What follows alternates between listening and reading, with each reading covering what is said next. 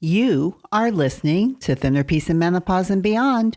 I'm Dr. Deb Butler, and this is episode number 405.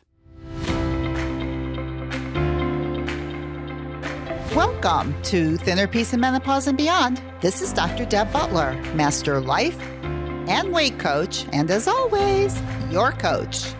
If you're a woman and you're smart and you're successful and you've been struggling with weight your whole life and now menopause is making it harder than ever, and you are ready to make this the last time you ever have to go on a diet again, then this podcast is for you. Stay tuned. Well, hello, all my dear friends all over the world. How are you today? Today is Sunday for me, and Sundays usually mean fun days for me and my husband, Michael. We usually go out and get a good walk, hike, bike ride in, and then go to one of our favorite restaurants to eat. And I don't think this Sunday is going to be any different than any other Sunday. And I usually do a podcast before I do all that. So this is kind of my normal routine on Sundays. And we're in the middle of winter, so it's cold outside. And to be specific, I think right now it's about 35 degrees, and I don't know, I think that's cold. But here's the thing, is the fact of the matter is that it's 30 degrees out, and I can think whatever I want about that. So, maybe 25 years ago, my thought about that temperature was, I don't go out in that weather. I don't work out in that weather. I don't do anything in that weather other than look at it from the inside. That's the way I used to think about it. And then one holiday, one Christmas, my husband, Michael, bought me a bunch of warm weather clothes. And as I'm opening up these gifts, I'm thinking to myself, I think he's crazy. And I don't know why he did that. And I was kind of disappointed because it's nothing that I wanted. I didn't want any of that because I don't work out in cold weather. But he said to me in his most gentle way of speaking to me is, well, we can always return it, but maybe you can try it. Maybe you would like it better if you had different clothes. I took it in. I listened to him and I thought to myself, he's crazy. I'm not doing that. Well, however, obviously, I did not listen to myself and I ended up listening to him is I did try out these clothes and it made such a difference in how I thought about the weather because they were light and I was warm. And I always thought, oh, you'd have to wear such heavy clothes. And this was 25 years ago. So, you probably did have heavier clothes. And 40 years ago, really heavy stuff. I mean, our clothing has changed a lot for the better for those of us who want to go out in different types of weather. So to make a long story short, ever since that time, I have loved working out in the cold weather because my thought about 30-degree weather or 35-degree weather or 25-degree weather is very, very different. Now I think it doesn't stop me. If anything, I get a little inspired, I get a little excited, and in many ways, I almost like it better than when it's warmer because it's so brisk, it really wakes me up in my brain. So once again, when we talk about thoughts, and there are facts and there are thoughts, and our thoughts are what create our reality. For the first part of my life, my thoughts were, I don't do that, and I did not do that. And for the second half of my life, and probably longer than that, my thoughts are now, I do that, and I do like that, and all the things I'm telling you about the positive things, I do work out in that weather now because my thinking has changed. And of course, this podcast is all about how your thoughts create your reality. And what I want to talk to you about today, which is really not about exercise or working out, even though I could do many podcasts on that, today I want to talk to you about some of the experiences the women are having in my group that I'm doing right now.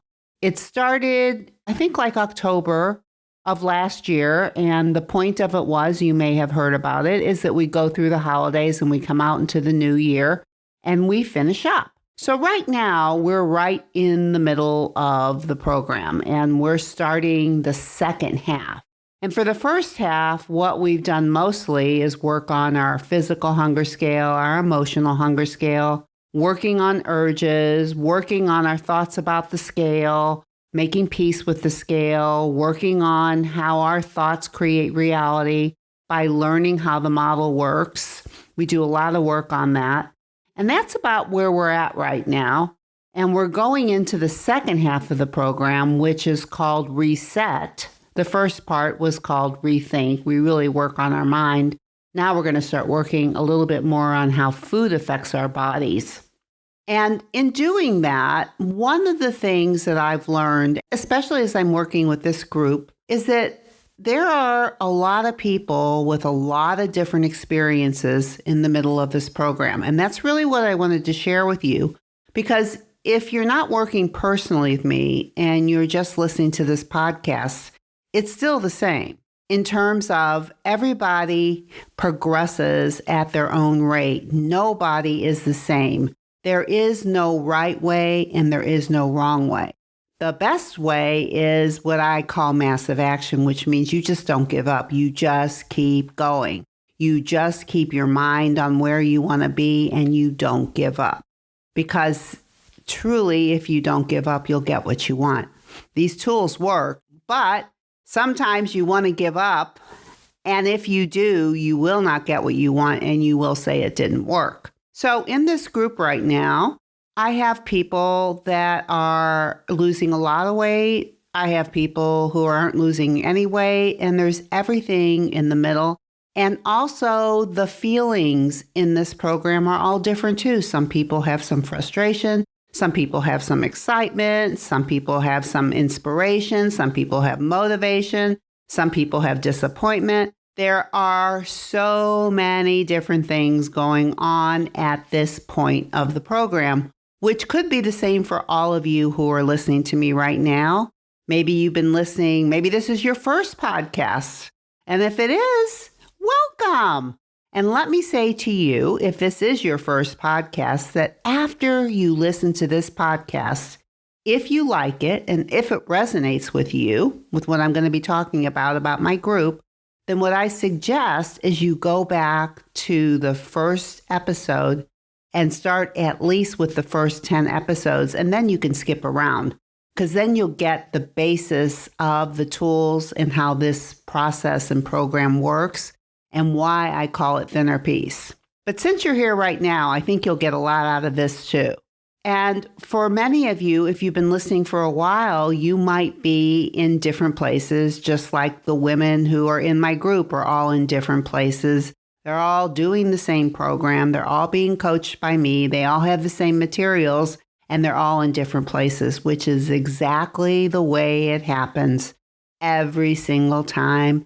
And then by the end, everybody seems to get what they want. So I'm going to suggest to you that you do the same thing, that you use massive action, which means you're going to decide right now that you're going to do whatever it takes to get what you want, and you're not going to give up because you believe in these tools that I teach. It's very, very important that you have that thought process and you have that kind of determination. Determination is a wonderful feeling to have when you're doing this kind of work, because you also have a primal brain that's going to go, I don't like it. I don't want to do it anymore. I don't feel like it. That looks good. I want it. Screw it. You know what I'm talking about. You need to be able to manage that by thinking with that prefrontal cortex of yours that no matter what, you are going to get what you want and you're not going to give up until you do. Okay, so here we are. We're in this group. We're in the middle. And as I said, many people are going through different things. There is no one thing like, oh, everybody's here and everybody's experiencing this because we're halfway. No, it's never like that. Everybody's in different places, experiencing different things because it's their process. And my job as their coach is to help them wherever they are to get where they want. But it's never the same for everybody, and it's really important for the people in this group that they don't compare and despair, meaning they don't compare themselves with people who they think are doing better and think that means that there's something wrong with them or they're doing it wrong. Because that's not what it means at all. It means that there's hope for everybody, and no matter where you are, you can get to where you want. So I want to tell you about one of the experiences that one of these women are having, and she wrote me an email, and I wanted to read it to you because it's really inspirational.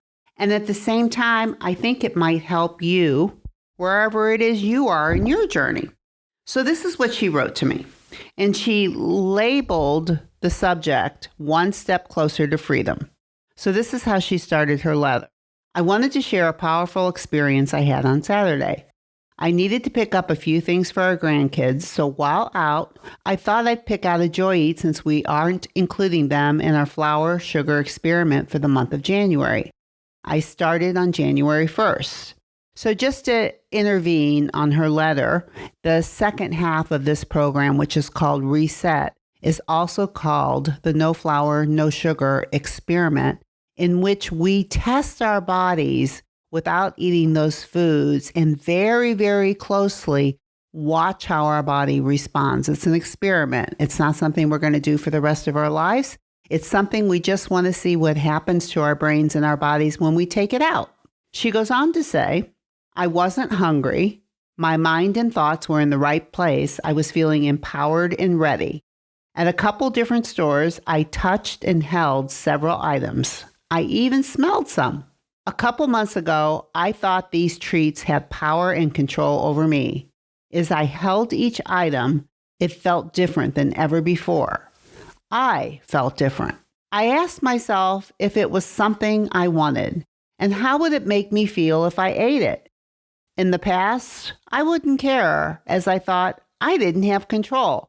I'd buy a couple bags of my favorites, quote unquote, and eat them all. Then she puts in parentheses, girl, look how far you've come.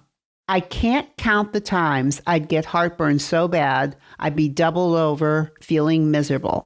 I called myself nasty names, and of course, not realizing it, the cycle continued. I'd pop a couple of Tums throughout the day, then do it all over again, eating as much as I could on New Year's Eve to feed a small village, reminding myself how powerless I was. But yet, New Year's Day, I started my diet. This time, I didn't have any crazy compulsive thoughts about any of the items. I stayed mindful the whole time. I didn't pick out anything. I got in my vehicle empty-handed, a bit surprised, yet thrilled. I just sat there for a while, soaking in the power. I drove home with a smile on my face. I wanted to shout it from the rooftop. Do you realize what just happened? It wasn't until the next day that I chose the item and enjoyed every single bite, reminding myself about the experiment as I know how that girl gets. We are doing this experiment together. Dr. Deb, implementing your tools has changed my life in more than I can count. It's taken lots and lots of practice, but I'm getting it bite by bite and thought by thought. I've lost over 15 pounds, over 4 since we last met from Thanksgiving until this morning. It feels like hundreds because of all the thought baggage I was carrying. What a gift I can choose to give myself every single day, being mindful. I so enjoy the feeling of not being overstuffed. Once in a great while, I get heartburn now for a food that doesn't agree with me. I chose not to eat that food again.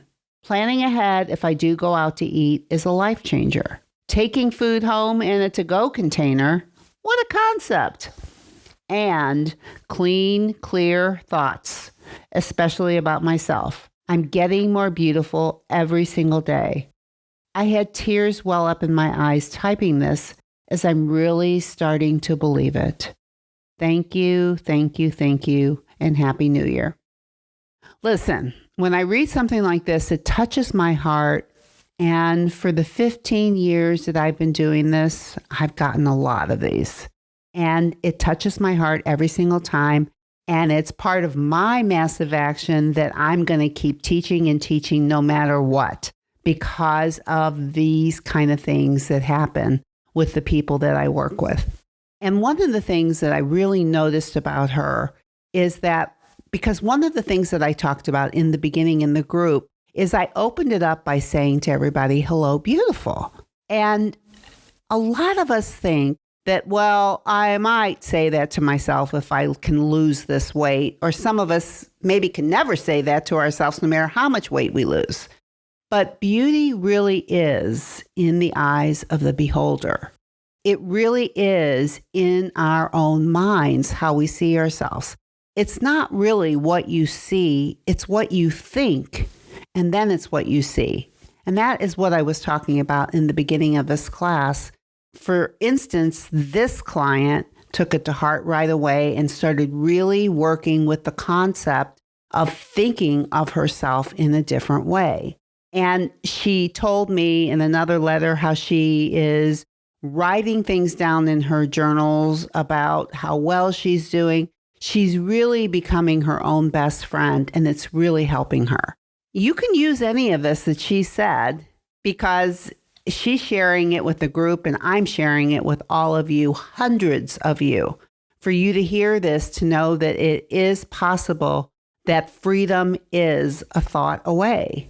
And I really want you to remember that freedom is a thought away, one thought at a time. And it's not like it happened all at one time. It just keeps happening in increments because she keeps doing the work. And I think she's working hard, and I think she does everything that I tell her to do. And I think that's part of the success of the program, is you have to do what I say. And even when you do what I say and you use all the tools, and this is for everybody that's in my group, you will all progress at your own rate. You will not be like everybody else, and you don't have to use it against yourself or for yourself, other than when you see somebody progressing in a way that you're not, it's possible for you too. When you see somebody who's where you were at that you're not anymore, you can give them a shout out because you know it's possible for them to progress too, because you did. And for those of you who are listening to this podcast, it's all possible for you too, regardless of where you are in this moment. You can always get to where you want to be if you don't give up on yourself. So that being said, I wanted to talk about another one of my clients that are in this group. And I want to talk about it briefly, but I really want you to think about this a little bit too, about the number on the scale. So one of the classes that we have within this group is making peace with the scale. And for those of you who have been listening to this podcast for a while, I talk a lot about scale work. And what I mean by scale work is monitoring your thinking around the number on the scale. Because I think there's probably nothing that can slow up weight loss or stop weight loss more than what you think about that number. So for this client, I have been coaching her for a while, and then I asked her how much weight she's lost. And she says to me, and her eyes get really wide, and she says to me, I've lost 18 pounds. I said, well, what do you think about that? Because that's usually what I'll ask, is what you think about any number, because what you think is more important than what I think about the number. So this is what she says. She says, I'm shocked. Now, I found that surprising that we've been working all this time. She's been in her body. She knows what she's been doing. She's been food journaling, and she was shocked. And I asked her, why are you so shocked? These are the two things that she said that stood out to me. Is number one, until she did the class with me on making peace with the scale, she was rarely weighing herself because of how much the scale messed with her mind. So she stayed away from the scale. And this is not uncommon. I did it. You probably do it because of the way you think. And that's why this is so important to listen to this. So I said to her, why do you think you're so shocked? And she says, well, I could tell that my clothes were getting looser and all of that. She said, I was shocked because I haven't suffered. I was shocked because it's been fairly easy. I haven't felt restricted and I haven't felt deprived. and I'm not really suffering. So I was shocked that I lost 18 pounds. Now, here's what I want you to hear. And this is what I said to her and to the group, is that I think a lot of us think we should be punished and we should suffer because we have to lose weight. And here's the truth. We don't. The only reason we've been gaining weight is because we've been disconnected from our own minds and bodies, and we didn't know it. And we thought that somebody outside of us knew better and could tell us what to eat, when to eat, and how to eat. And as long as we could do what they told us, then everything would be okay. We would lose weight and our life would be fine. Weight loss is just weight loss. Your clothes will fit better, for sure. And that's about it. But when you're losing weight in the way that my clients are and the way you might be doing by listening to this podcast, then you're doing it in a way that is true to yourself.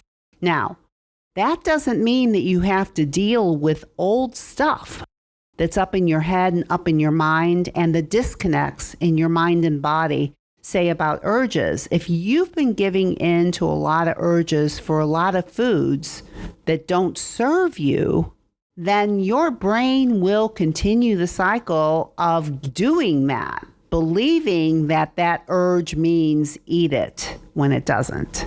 An urge is just a feeling that comes from a thought about what you think about a food, just like the weather. When I thought I don't do that in cold weather, I didn't. If you think a cookie has some kind of power over you and you can't do it or you shouldn't do it, or if you do it, you're going to eat too many, you will do that. But if you believe like my client believed in the letter that she wrote, is she started getting her power back and she started realizing that she was the one that was in control. She was the one that was creating freedom for herself because she stopped believing the food was controlling her.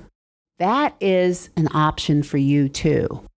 And with this client that has lost 18 pounds, that is the experience of what's been going on with her, is that it was easier than she thought, and therefore she shouldn't have lost so much weight.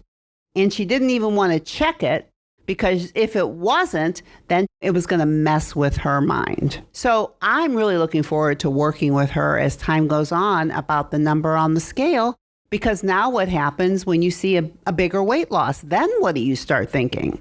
Some people start thinking they need a reward for losing weight by eating. Is that you? It could be.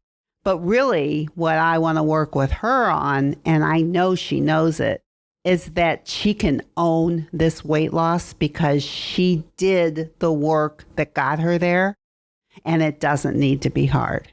Sometimes it is hard, but it doesn't always have to. And you don't have to suffer because you have to lose weight. You just have to find a process that works for you that you can connect with, which is really what she's done. So I'm hoping that as time goes on, and maybe in the next week, I asked her, how would you like to feel about this 18-pound weight loss? I'm interested to hear what she has to say, but hopefully it'll be something like motivated, like she knows what she's doing. Instead of being shocked, it's like, well, I figured that because I've been eating when I'm hungry, stopping when I'm full. I'm dealing with my urges. I'm feeling my urges. I'm feeling my feelings. And I'm not eating when I'm not hungry unless I've planned a joy eat. I think that's what she's been doing, and it works. And she's lost weight. So what do you want to be thinking going forward? Do you want to think like these two clients? You know, that you don't have to suffer because you have to lose weight. You just have to reconnect mind, body, and spirit. And that freedom is on the other side of this food thing, feeling free and feeling in control. Now, when you feel free and you feel in control, as my one client said, it's life-changing because it doesn't just apply to food. And that's why this is the time of life to do this work in the middle, because there's so much of your life that you get to live once you can manage your own mind and clean out the cobwebs, clean out the thoughts that are not working for you. All right, I've given you a lot to think about today, and I want you to think about it, and I want you to think hard about it, and I want you to believe that a mind-body connection is what you deserve, and that it does not create suffering. It creates freedom.